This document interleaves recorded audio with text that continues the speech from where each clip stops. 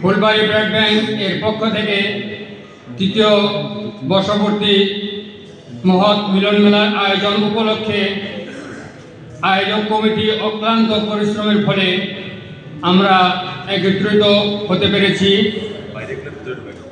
একত্র হতে পারার কারণে মহান রব্বুল আলামিনের দরবারে শুকরিয়া আদায় করছি, আলহামদুলিল্লাহ।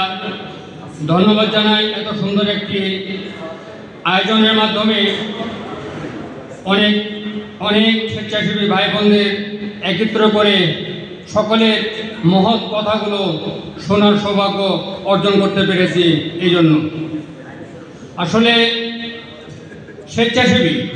স্বেচ্ছাসেবীরা শুধু সমাজের সেবক নয়, স্বেচ্ছাসেবীরা বর্তমান সমাজের এক একটা উজ্জ্বল নক্ষত্র।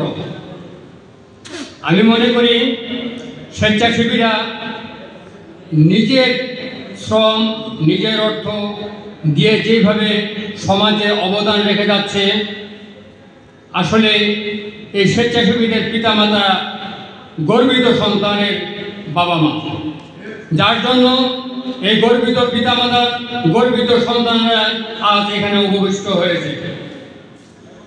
বর্তমান সমাজে যারা উচ্চ পদস্থ আছেন, যারা স্টেজে উপবিষ্ট, আপনাদের এলাকার একটি সংগঠন ফুলবাড়ী ব্লাড ব্যাংক, ওনারা মহৎ কাজগুলো করে যাচ্ছেন। যারা এই মহৎ কাজগুলো করে যাচ্ছেন তাদের পাশে সহযোগিতায় বুদ্ধি দিয়ে এবং পরামর্শ দিয়ে আপনারাও তাদের পাশে দাঁড়াবেন। আমরা স্বেচ্ছাসেবীরা সারা বাংলাদেশে মানবতার কল্যাণে নিয়োজিত সকল মহৎ কাজগুলা এগিয়ে নিয়ে যাওয়ার চেষ্টা করছি। সেক্ষেত্রে গুণীজনদের আমাদের পাশে থাকাটা অত্যন্ত জরুরি। এককভাবে কখনোই আগানো যায় না, পিছন থেকে সাপোর্ট কিছু প্রয়োজন। আসলে বাংলাদেশে প্রত্যন্ত অঞ্চল, যে অঞ্চলের মানুষগুলো অসহায় অবহেলিত, সেই অসহায় অবহেলিতদের পাশে দাঁড়ানো আমাদের স্বেচ্ছাসেবীদের মূল কাজ। সেই সাথে প্রধান কাজ হলো রক্তদান। ইনশাআল্লাহ রক্তদানে স্বেচ্ছাসেবীরা সব থেকে এগিয়ে। এখন আর টিভিতে পেপারে অ্যাডের কোনো প্রয়োজন হয় না। আলহামদুলিল্লাহ, স্বেচ্ছাসেবীরা মানবতার কল্যাণে সারা বাংলাদেশে যত অসহায়, এতিম, ফুটপাতে পড়ে থাকা মানুষ, বিছানায় পড়ে থাকা অসুস্থ মানুষ, সকলের পাশে পাশে ছড়ে যাচ্ছে। সেই সাথে সমাজে আরও কিছু মানবিক কাজ আছে যা আমাদের চোখের সামনে ঘটে যাচ্ছে।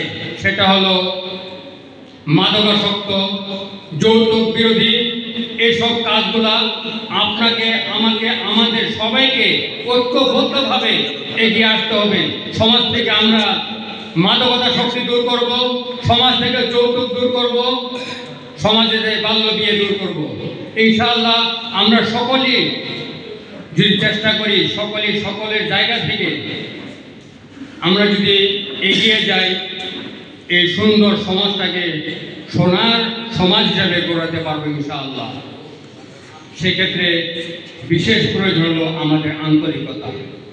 আমরা এই স্বেচ্ছাসেবী পবিত্র অঙ্গনটাকে, পবিত্র জগৎটাকে সে অন্তর থেকে আন্তরিকতার সাথেই আমরা ভালোবাসবো।